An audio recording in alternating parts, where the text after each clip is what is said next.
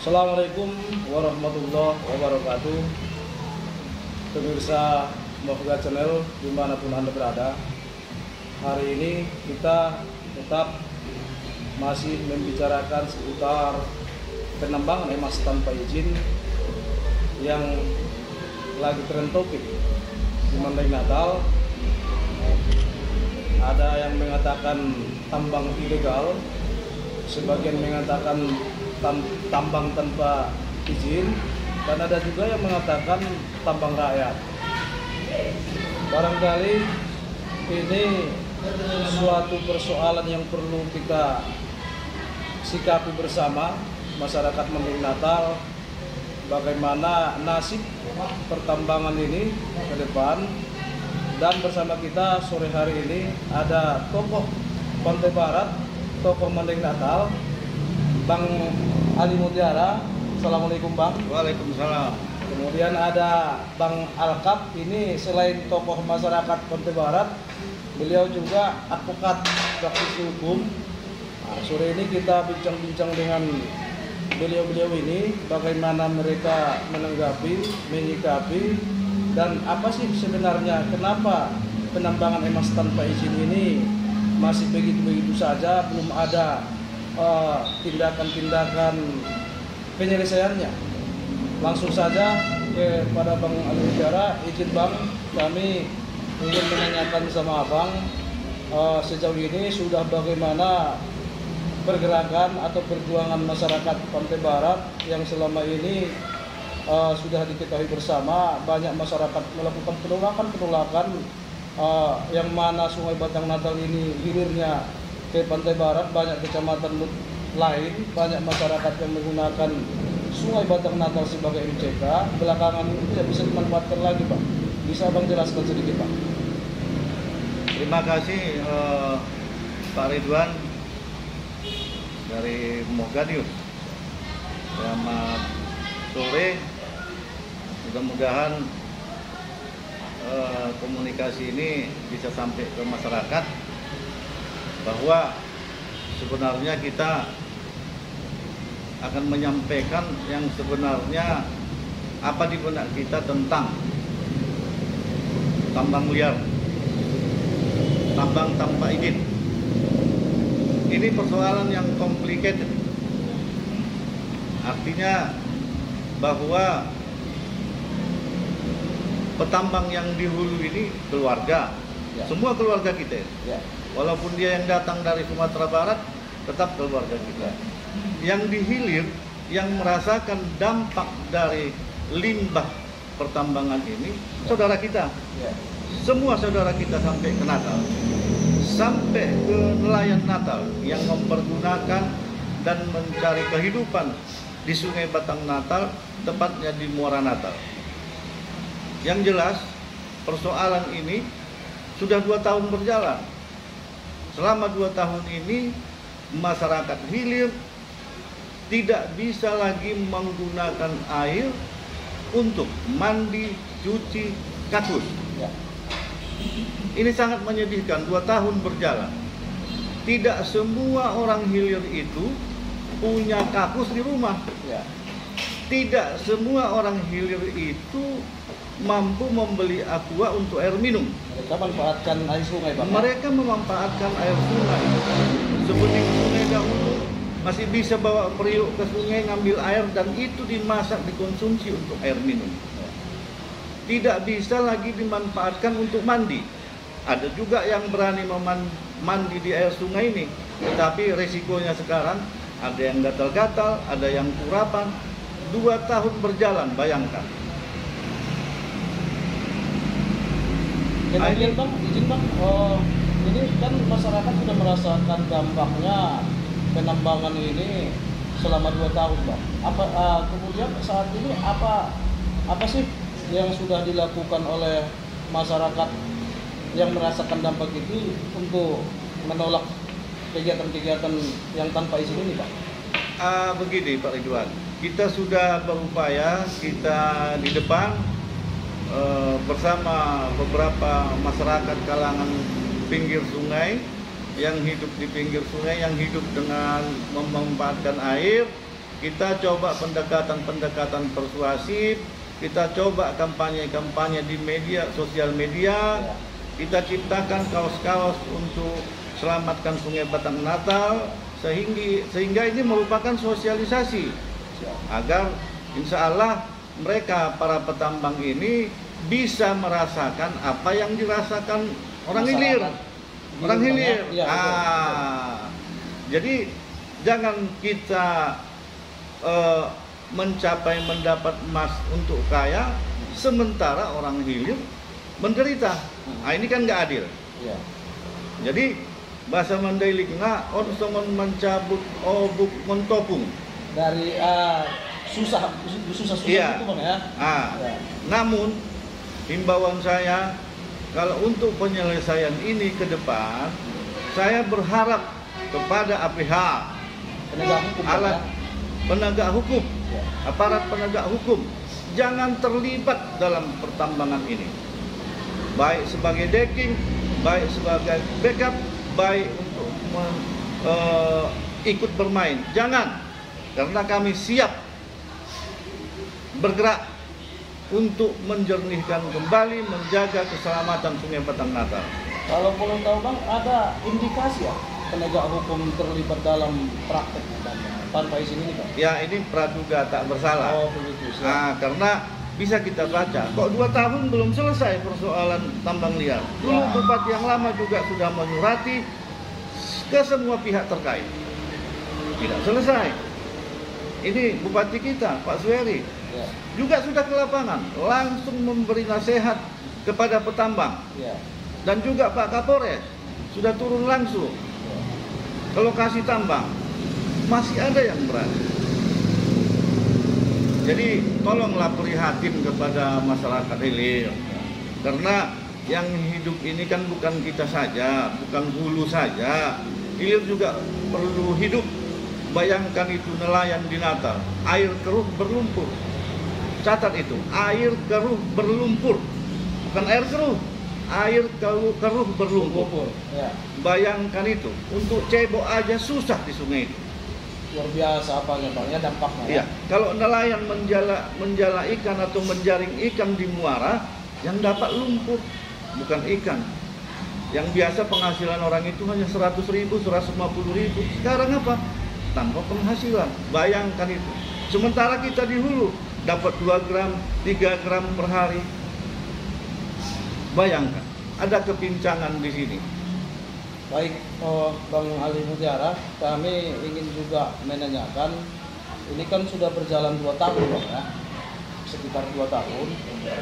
Kami dapat informasi Bang, dulu ada sebuah perusahaan di daerah Pantai Barat juga, perusahaan yang bisa dikatakan untuk tambang emas juga. Ini sepertinya tidak sedikit diribut Bang. Bisa Abang jelaskan bagaimana kondisi pada saat itu dibanding dengan sekarang Bang? Ya. Setiap pemerintah daerah itu pasti mengajak investor-investor itu, baik dia tambang, baik dia perkebunan, baik dia yang lain seperti migas, seperti misalnya geotermal, itu upaya-upaya perusahaan kabupaten untuk menggiring investor untuk meningkatkan PAD. Tetapi harus perusahaan yang patuh terhadap regulasi perizinan. Setiap perusahaan, baik dia tambang yang dulu regulasinya berbeda dengan regulasi sekarang, harus mempunyai izin. Undang-undang itu berubah dari tahun ke tahun. Sekarang itu mengurus izin harus ke pusat. Tidak bisa lagi di kabupaten kota, tidak bisa lagi di provinsi. Semua ke pusat. Bahkan sekarang itu dinas pertambangan provinsi itu mau dilebur, mau digabung ke dinas perdagangan, yang nanti nomenklaturnya itu dinas perdagangan SDM. Berarti apa? Memperkecil atau memperpanjang urusan perizinan sampai ke Jakarta. Kewenangan daerah iya, berkurang Bang gitu. Tidak ada lagi kewenangan daerah dalam proses perizinan. Jadi terkait ada dulu pertambangan di sana yang namanya Madinah Madani Mini, yang namanya Madinah Madinah Madani yang lebih dikenal M3 gitu Bang. Iya, M3. Di sekarang itu ada juga Madinah di Muara Sipongi. Iya, iya. Itu ada. Mereka itu punya izin, punya IUP. Izin usaha pertambangan. Berarti beda dengan yang sekarang. Beda itu yang punya izin, dan yang sekarang itu di Batang Natal mayoritasnya itu tanpa izin. Yang sudah punya izin itu memiliki kepala teknik tambang. Kepala teknik tambang inilah yang mengarahkan, mengurusi bagaimana supaya pola cara bertambang itu ramah lingkungan dan patuh terhadap regulasi. Mungkin sebelum ke Bang Alkap, Bang Ali Mutiara, kami punya satu pertanyaan lagi. Nah, ini kan yang kita suarakan kan belakangan ini selamatkan Sungai Batang Natal. Dikarenakan di situ banyak pelaku-pelaku tambang tanpa izin menggunakan eskavator, begitu kira-kira Bang ya. Kalau misalnya Bang, ada lokalisasi, dipindahkan mereka, diberikan wilayah untuk bertambang, itu apakah diterima masyarakat di hilir atau seperti apa Bang? Itu juga solusi yang salah, bahwa kita tetap memberikan peluang untuk pelanggaran hukum. Berarti kita mengajak mereka petambang ini tetap melanggar hukum. Bukan itu solusi yang kita minta. Pemerintah daerah lewat asosiasi pertambangan yang ada di Madinah ini sudah membuat surat ke Kementerian SDM mengusulkan wilayah pertambangan rakyat. Setelah terbit wilayah pertambangan rakyat ini, maka masing-masing petambang bisa mengurus izin pertambangan rakyat yang dinaungi nanti oleh yang namanya KUD, koperasi. Bisa nanti per orang, per KUD itu 50 hektar. Bayangkan itu. Mungkin sekarang itu hanya 1 hektar, hanya 2 hektar, dan menyewa lagi, pakai bunga tanah lagi. Kan rugi kita. Setoran petambang ini nggak ada ke kas daerah. Nah, sejak kita berkabupaten kan kita ikut merugikan kabupaten. Kalau setelah keluar perizinan ini, maka adalah kewajiban yang dibebankan kepada petambang yang bernaung di KUD, yaitu nanti bayar retribusi ke kas daerah. Inilah menjadi PAD. Kan untung semua. Ada simbiosis mutualisme di sini. Ada simbiosis mutualisme di sini. Artinya Bang, sebelum ada IPR, WPR, pokoknya izin tambang ini harus dihentikan di negeri Bang ya. Saat ini sebaiknya pertambangan tanpa izin itu dihentikan. Cari dulu alih usaha. Alihkan dulu ke usaha-usaha lain. Menunggu perizinan ini selesai. Ayo bersama-sama, kemari semua para petambang, kita ke Jakarta, kita desak pemerintah pusat untuk menetapkan WPR di Mandailing Natal. Begitu, jangan kita gontok-gontokan di sosial media saling menyalahkan. Kami yang di hilir itu memberikan kesadaran, sosialisasi, bukan menggontok satu sama lain. Nah itu, pahami itu. Kami tidak ada benci terhadap siapapun, tetapi kami benci terhadap kelakuannya. Baik, luar biasa Bang Ali Mutiara. Mungkin barangkali harapan kita, apa yang Abang sampaikan ini mendengar para pemangku kebijakan daerah, masyarakat kita, karena misi Abang ini untuk keselamatan daerah gitu Bang ya. Mungkin ke Bang Alkap. Kemudian belum, sebelum itu Adinda. Kalaulah seandainya ada aparat penegak hukum yang terlibat di sini, mohon maaf, kami orang hilir yang ada mulai dari Batang Natal sampai ke Natal, saya di depan. Saya akan ke Jakarta, ketemu Pak Andika Jenderal, ketemu Kapolri, mengajukan ini. Saya siap. Ayo.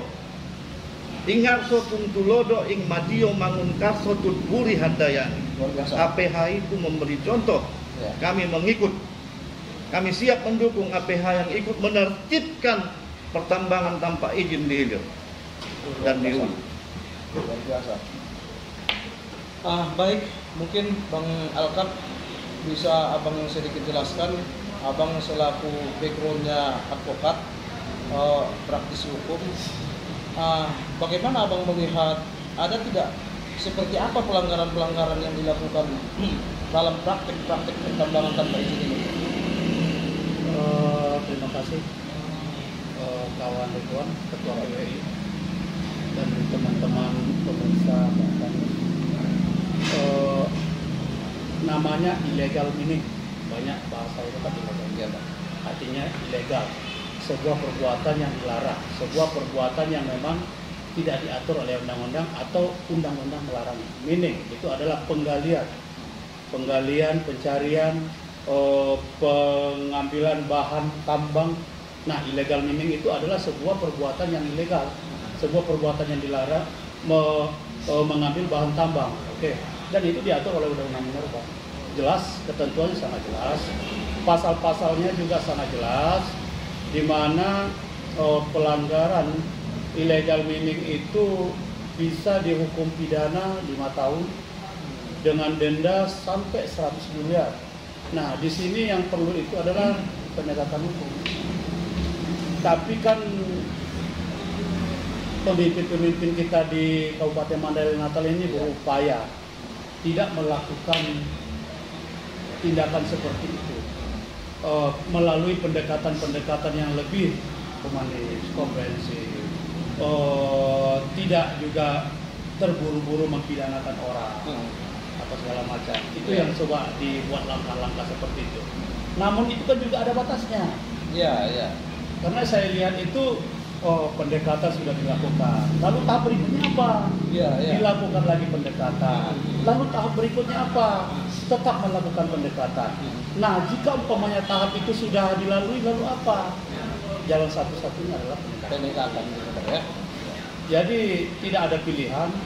Penegakan hukum terhadap pelaku tambang ilegal itu atau illegal mining itu atau yang disebut PG, penambang emas tanpa izin itu harus dilakukan karena itu adalah pelanggaran hukum. Jelas Undang-Undang Minerba menyatakan seperti itu. Nah, kampanye teman-teman saat ini itu adalah Save Batang Natal. Ya, kita harus mengembalikan. Mana lebih besar manfaat atau mudaratnya? Manfaat bagi sekelompok orang melakukan penambangannya, tapi mudaratnya berapa banyak masjid surau di hilir yang seharusnya bisa menjadikan air sungai itu sebagai air berwudu, cuci apa segala macam, tidak lagi kita dapatkan seperti itu. Berapa banyak kerinduan orang-orang rantau yang setiap tahun ingin makan ikan juru apa segala macam, ikan sungai setiap tahun, tidak lagi ada kerinduan seperti itu. Berapa banyak lagi nelayan-nelayan di pantai kita Natal. Lihat ya, bencana banjir kemarin itu banyak disebabkan oleh, pertama, serapan air sangat rendah, serapan air hujan sangat rendah. Yang kedua, muara tertutup oleh endapan lumpur, sedimen tanah, sedimen pasir, sehingga apa?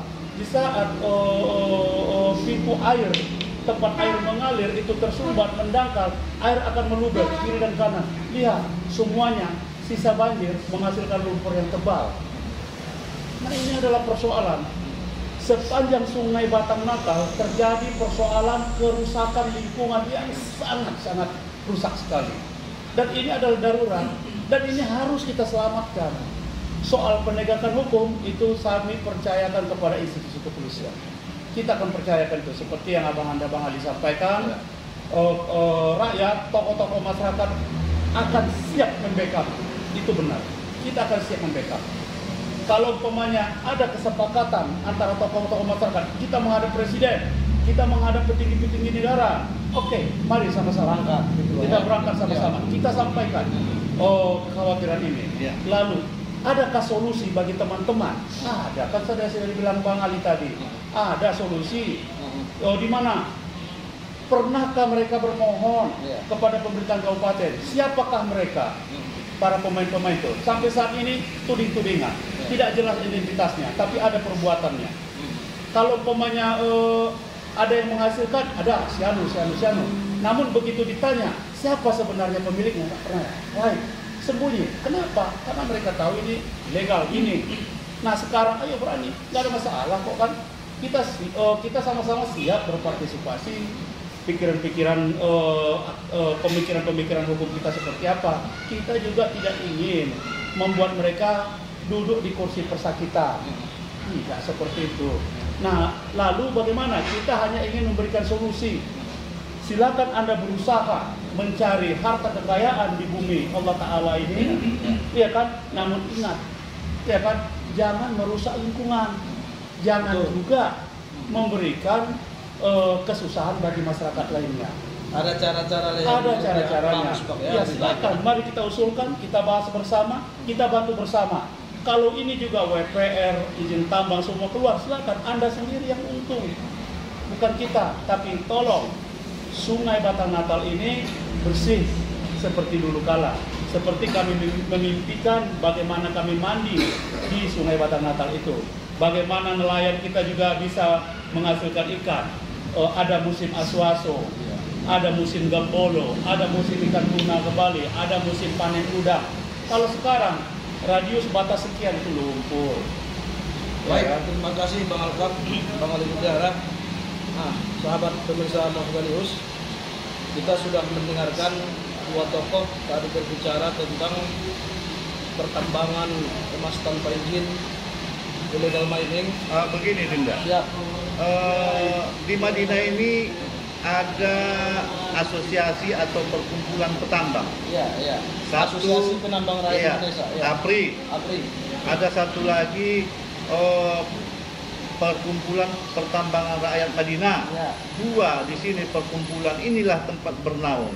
Ayo sama-sama mau ke asosiasi yang mana? Sama-sama kita giring ke Jakarta. Bupati sudah menyurati ke Jakarta. Itu sudah pintu masuk. Sudah pintu masuk kita itu ke kementerian mendesak. Kok belum keluar-keluar? Ayo kita desak. Kita pressure ke sana. Itu. Jadi bersama-sama agar bisa terbit izin pertambangan rakyat. Jadi bebas semua, terjadi simbiosis mutualisme, semua menguntungkan, masyarakat hilir tidak lagi tercederai. Sama-sama kita. Terima kasih. Luar biasa Bang Ali Mutiara. Barangkali diskusi kita sore hari ini cukup brilian, cukup luar biasa, banyak solusi, banyak cara-cara, pola-pola yang sudah ditawarkan baik Bang Ali Mutiara, begitu juga dengan Bang Alkam selaku praktisi hukum, advokat. Kita kembalikan ini kepada pemerintah dan penegak hukum, karena kalau sudah pendekatan dilakukan, itu langkah terakhir adalah penegakan. Itu barangkali yang diharapkan oleh masyarakat di hilir yang merasakan dampak dari kerusakan dari praktek-praktek penambangan tanpa izin. Sekian, kami mohon undur diri. Assalamualaikum warahmatullahi wabarakatuh. Waalaikumsalam.